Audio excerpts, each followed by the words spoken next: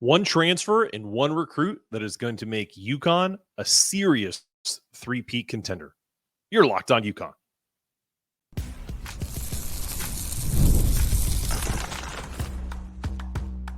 You are Locked On UConn, your daily podcast on the UConn Huskies, part of the Locked On Podcast Network, your team every day. Thanks for making Locked On UConn your first listen every day. We are free and available wherever you get your podcasts and on YouTube, part of the Locked On Podcast Network, your team every day.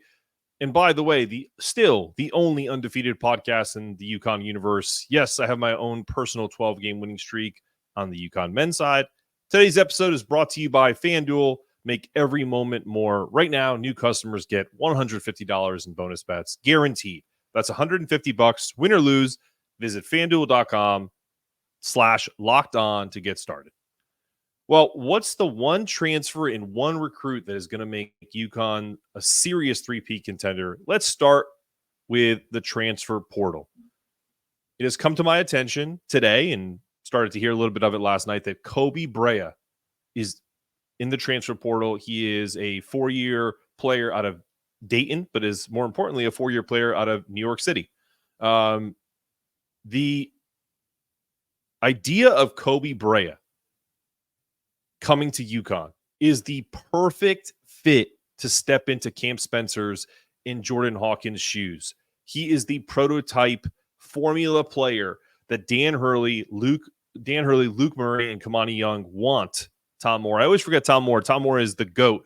Never forget him again. But the coaching staff in general want a player like Koby Brea to step into the shoes of a Cam Spencer, of a Jordan Hawkins, to be that volume shooter.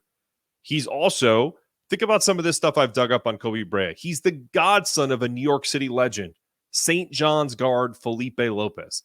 He is not linked to St. John's and Rick Pitino, but I wonder if some of that has been the tires have been kicked on that. I sure hope not. But we're going to pretend like it isn't, because from what my understanding, it's between us and Kansas right now. Brea has a deep connection to basketball, thanks to his father, Stefan. He's a former professional player in the Dominican Republic. These are some quotes from Koby. He's always guided me and showed me the ropes as I was growing up. He was hailing from the Inwood neighborhood in Manhattan. Brea comes from a community with significant Dominican population. This area is also known to renowned Monsignor Kent Playground Court, famously known as the venue for the prestigious Dykeman basketball tournament. This kid has lived and breathed basketball, not only through his godfather, but his dad as well. He's a fit. This is a quote I dug up. You know, we always talk about Cam being Dan Hurley's mini-me. Koby Brea is no quiet field mouse. This is dug up from 2019 before he went to Dayton. What's next is I'm coming for everybody. So that's basically it. I'm just working every day and night, just trying to get better as a player in every way, shape, or form. Just trying to take my game to another level. I'm already a good shooter. My height has followed. Just trying to get ready for college and also looking forward to my dreams of playing professional. This kid is looking for a stepping stone to the NBA. And there is not a better program to showcase what you can do in an NBA style, European style offense than UConn right now. Just thinking about all of the ways that we could get him open looks has fans drooling. He led the nation in three-point shooting percentage last season. He was 100 of 201. That's a shade under 50%. Even myself, who is the worst at math, can figure that one out. 49.8%. He ranked third in the nation, third in the team in scoring, averaged just under 12 points a game. He twice won the A10 Conference's Sixth Man of the Year award. I would imagine he'd probably start at UConn, barring some unforeseen issues there. Brea will graduate this spring, but he left a little bit home to potentially come back to Dayton, but he's since obviously jumped in the transfer portal. He wants to stay one more year in college. He feels it could be beneficial for him. I would imagine that it also will help with his ability to evaluate what he's going to do, because he's going to play basketball for a living. Whether that's in the NBA or in Europe is completely up to him. So let's go over him a little bit again. Elite shooter. 50% from three. Catch and shoot. Some off the bounce. Step back. These are all things he can do. In pick and roll action. He's an absolute zone killer. Another big guard, 6'6", even contested threes, step back threes. I think you would fit because in Dayton's offense, they were constantly trying to get the ball to him and to work with Dayron Holmes, who also will be a pro. But he has an innate ability to get open and flare out if the defense gets predictable. I watched some of his tape, and he reminds me of that kind of talking football, that slot receiver or tight end that the defense is keying on, that somehow always still gets open. I'm sure you guys watched the Chiefs win the Super Bowl this year. How is Travis Kelce that wide open? How are we not covering him? That's the type of player that Koby Brea is. You could just see that, the exasperation of some players when they help and they're like, oh, we left him open again. Bang, 3. Great out of bounds plays for both catch and shoot threes. Trail threes. Did I mention step backs? Yes, I did. He's a better athlete and ball handler than people give him credit for. He's got good hesitation. Think if you remember against Purdue, that's how Cam neutralized any of Edey's shot blocking, where he would kind of come down the lane and kind of fake like he was doing something and then go up for a layup. He has that type of game, and he's also bigger. He is the best fit playmaker you probably never heard of, and you definitely are going to hear of him now because he's going to blow up. Could absolutely fill the type of role Cam played for UConn this year. I know we are likely going to have him in for a visit. I have not got confirmation on that through some sources. But what I do know is we are going to be getting a visit from a highly touted 5-star recruit confirmed by my friends at Rivals. And we're going to talk about when that visit is and who that visit is with after this.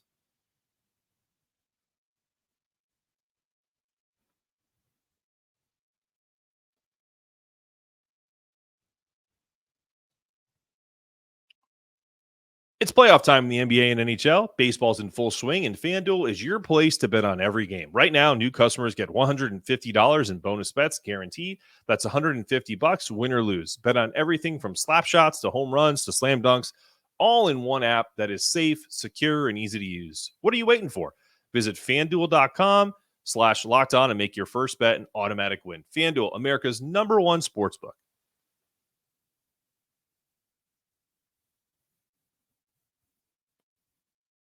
We've all been there, either as a player or a fan. It's halftime and the scoreboard is not looking good. You're feeling low, not sure you or your team can pull out a win. That's when you dig deep, lift your head up, and say to yourself, time to get back in the game. Pull off some bank heists and take as much of my friends' money as I possibly can. That's right, the smash hit mobile game Monopoly Go lets you compete with your friends to get the most riches in the biggest empire. It's the Monopoly you love, but on your phone. Anytime with tons of new twists, including leaderboards to compare your progress to your buddies. There's so much to do. Play on countless dynamic Monopoly boards, make your friends bankrupt by smashing their landmarks with the wrecking ball, charge other players rent for your iconic properties. You can even work with your friends to crack open community tests and tournaments to get extra rewards and climb the leaderboard. So get back out there, put on your game face, and download Monopoly Go now, free on the App Store or Google Play. I have to say, Monopoly Go, I love it.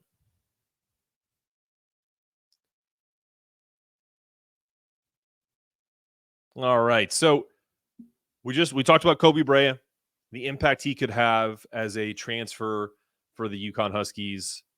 This is a name that I didn't think was going to be available, but then he decommitted from Indiana, I believe about a month ago. Liam McNeely, 5-star McDonald's All-American out of Monteverde Academy, famous school for producing fantastic players. His visit, according to my sources at Rivals, is next week. He is a 6'7", 205 pounds stretch 3 or 4. I would think you would probably, he is what people are calling the perfect transition from Alex Caravan, because whether Alex comes back or not, this kid is the type of player that would be almost his clone. He's an inch shorter, similar type player. I learned a little bit about UConn's plans there, and also kind of dove into what their NIL budget is. And sources of mine have talked about it's upwards of touching about $3 million in NIL spend. Now, that doesn't mean that all that goes to new acquisition players. It also goes to players you don't want being poached. That means solo ball, Jalen Stewart, Jaden Ross, Apostolos, Romelu, did I say his name right? Basil, you check me on that. Elite prospects cost money now. I mean, let's face it, Cam Spencer turned down $100K more from Miami because he wanted to win here at UConn and was sold that. So is Koby Brea that guy too? Maybe. I don't know what his open market value is right now. Not sure yet. We'll find out in the coming days and weeks. And I know some of you probably are rolling your eyes about us talking about how much guys are worth. It's so much better now. If you've been living under a rock about college basketball, the dark money that was, or the, guy hanging out and giving a player 50 grand here, 100K here in a bag, or getting players' families jobs or houses, that was happening all over college basketball. So at the minimum, I know it's not the greatest system in the world with NIL, but at the minimum, this allows players to be in the open and say, I'm worth X, come and get me, versus having to lie about it and say, no, coach doesn't know anything about that. So every coach that was involved in college basketball pre-NIL has some knowledge about players being paid. So let's just get that out of the open now. So 5-star recruit Liam McNeely is being pursued by us and by Kansas. I think Texas a little bit too, but that more has to do with his affinity for Dallas and in that area. A source at Rivals confirmed that he is taking a visit to stores next week. I know he's been recruited, if you will, by Indiana, and his price right now is about $700K. I know that's what Indiana offered to try to get him back. Some folks are going to be disgusted by that talk. I don't care. The money is the money. I already mentioned it. Roll your eyes all you want. It's here to stay. So stay with me. UConn is in a unique position to say to all recruits who command high dollar that this essentially, you can always get more money places. Hell, you may make the Sweet 16. You may be featured more. You may get more playing time. They may get you a car. You may even get your own commercial with a dealership. But where are you going to get the opportunity to be on a team going for history, to be the first team since UCLA in 1972 to win 3 straight? Now, we got a long way to go before we get to 6 straight like UCLA did from 67 to 72, but you get the idea.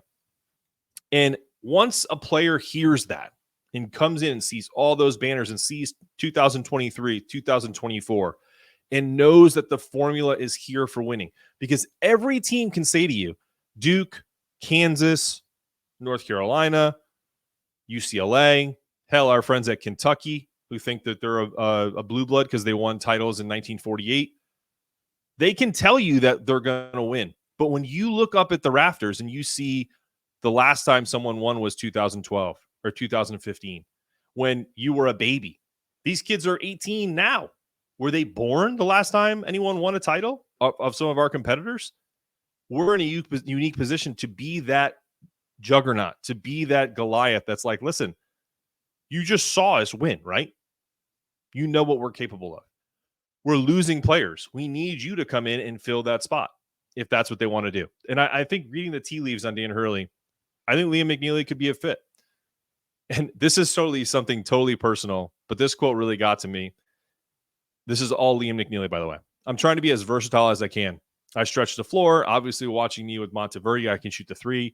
I also put it on the floor to create for my teammates and sometimes get to the rim.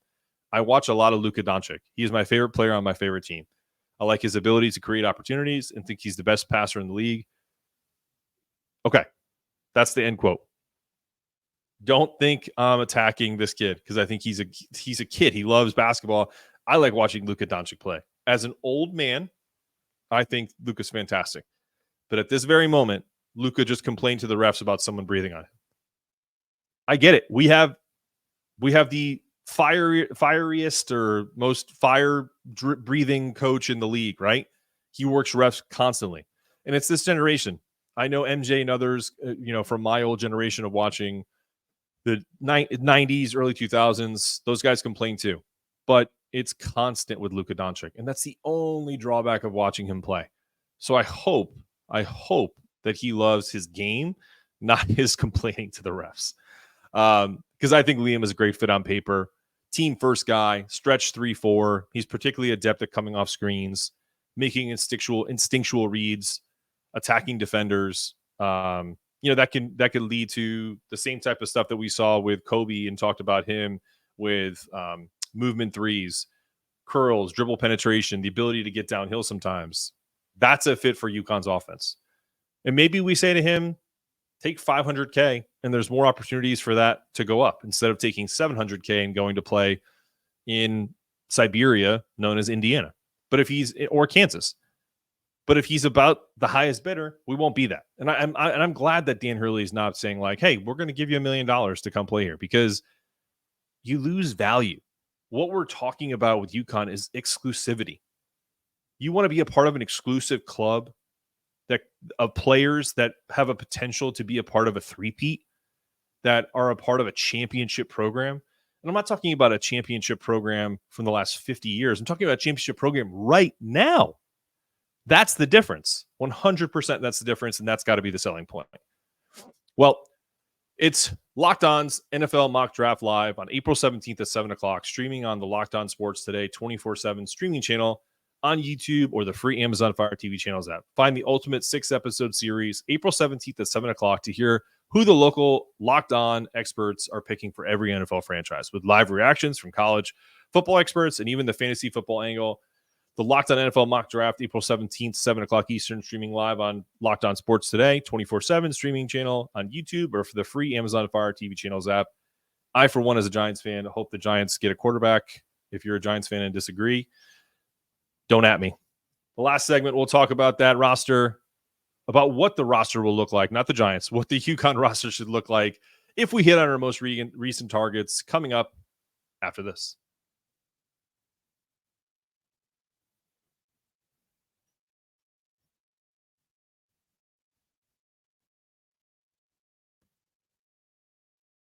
When you're hiring for your small business, you want to find quality professionals that are right for the role. That's why you have to check out LinkedIn Jobs.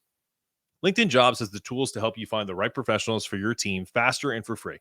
LinkedIn isn't just a job board. LinkedIn helps you hire professionals you can't find anywhere else. Even those who aren't actively searching for a new job might be open to the perfect role. In a given month, over 70% of LinkedIn users don't visit other leading job sites. So if you're not looking on LinkedIn, you're looking in the wrong place. On LinkedIn, 86% of small businesses get a qualified candidate within 24 hours. Hire professionals like a professional on LinkedIn. Post your job for free at linkedin.com/lockedoncollege. That's linkedin.com/lockedoncollege. Post your job for free. Terms and conditions may apply. Okay, so let's look at this roster. Who are the targets? Koby Brea, Terrace Reed Jr., and Liam McNeely that we know of. There probably are some other ones, but those are their top tier. So this is assuming that Hassan Diarra is coming back and that Alex Caravan is coming back. You'd have Diarra and Ahmad Noel as your point guards. Solo Ball, Koby Brea, and Jaden Ross as your shooting guards. Then you'd have Jalen Stort on the wing with Alex Caravan playing the 3 or 4. You'd have Liam McNeely, Apostolos, and also we're forgetting Isaiah Abraham, the freshman from Virginia. The bigs you'd have right now, we have Samson Johnson and Singhar, as well as potentially Terrace Reed Jr. and Amaru is another target that they're looking at, but Terrace Reed obviously visited. So we're going to use him as an example. I like that setup for the bigs because I think Singhar is going to likely make a leap, same thing that Samson made. So essentially the starting duties would be either between Samson Johnson or Terrace Reed Jr. I'm fine with either because you're not going to ask either player to be an offensive weapon. You're going to ask them to be a threat. That's the first thing. Then secondly, Jalen Stort starting at the 3. I think this is where the interesting part of this will come in. Do you start Alex Caravan at the 4 at 6'8", 220, and then let Jalen be the 3 and have the freedom of movement similar to Cam, Tristan, a little bit of, or maybe you mix and match that a little bit because I feel like Apostolos is not going to be the guy that's going to get a ton of minutes, but he could be this year's kind of solo ball, where at the beginning of the year he gets more minutes and then they become more sparingly as the roster construction starts to kind of play out. We'll see. That'll be an interesting one, but I think right now it's AK at the 4 with Jalen Stewart at the 3. And then you probably start, God, I think with this, you have to start Koby at the 2 and have Solo be the first one off the bench, or the second person off the bench, and you have Ahmad Noel and Hassan Diarra. And I also feel like this is where people get frustrated, but you have to think of it from the kid's perspective. If you're solo ball and you're thinking you got into this great team, great program, you love the coaching staff, but you didn't get a lot of playing time this year. You got it more earlier in the year. Then they won, so it's not like they did anything wrong. You're looking at next year. If they bring in Koby Brea, who's a proven player, he's probably going to start, like plug and play starter. You're not the point guard, so you're not going to take over minutes for Ahmad. You have Hassan coming back, so now you're the second shooting guard. And then you have Jaden Ross, too, who's probably going to be pushing for minutes, Jalen Stewart. It's a great problem to have, trust me. But then you can also understand why coaches have these honest conversations and say, there's a chance you may not play a ton this year. You may get 10, 12 minutes. Are you good with that? Do you want to put your name in the transfer portal if that's the case? Because those are the questions that you may get a late transfer portal guy like Solo or Jaden Ross. Not that we want that. As Hurley has said, he wants to retain as many champions as he possibly can. But that's what the roster will look like if we hit on those 3 targets. So there's a chance we don't hit on all of them, obviously, right? Especially with teams like Kansas. I think when you're in a position to, I always look at NFL free agency, right? When you're in a position of power, you don't ever just throw out random contracts. The worst teams in the NFL give out the biggest contracts. And I hate to say this because I hate them, but like if you look at the Eagles, they just signed Devontae Smith to a very player-friendly contract. So when you have that culture in the players' trust that you're going to be in a winning position every year, that's what you typically will get. So I'm hoping that these players maybe won't be seduced by those high dollars because they know they're going to get paid a little money anyway. And it's enough to kind of just keep their coffers full. And then they can be in a position where they want to compete. And hopefully we've brought enough players, and I think Dan Hurley has, that they already have that mentality. So yeah, I'm really looking forward to seeing how the visits of Liam McNeely, the courtship with Koby Brea are going to be, because God, those 2 guys right there, even if we don't get a Liam McNeely, but if we get Koby Brea, we are if only Koby and Terrace Reed come with what we have coming back with Alex, assuming he's staying, Diarra staying, I feel really good that we're a top 10 team in the country. And it may take a little while, but that team's competing for a national championship again. So just to give you a heads up, Locked On has launched the first ever national sports 24/7 channel on YouTube, and it's now also available on the Amazon Fire TV and the free Fire TV channels app. Locked On Sports Today is here for you 24/7, covering the top sports stories of the day with the local experts of Locked On, plus our national shows covering every league. Find Locked On Sports Today now and available on the free Fire TV channels app. This has been another episode of Locked On UConn. I'm your host, Mark Zanetto, saying stay locked in, stay connected, make sure your toughness meter is always rising. And one last thing before I send us out with another, as always, Go Huskies.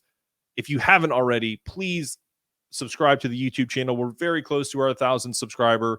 Go put a review in anything from Apple, Google, Chromecast, wherever you listen to your podcast. Please send me give me a bad review, whatever you want to do. Just engage with us, subscribe to the YouTube channel, stay locked in, stay connected. And as always, go Huskies.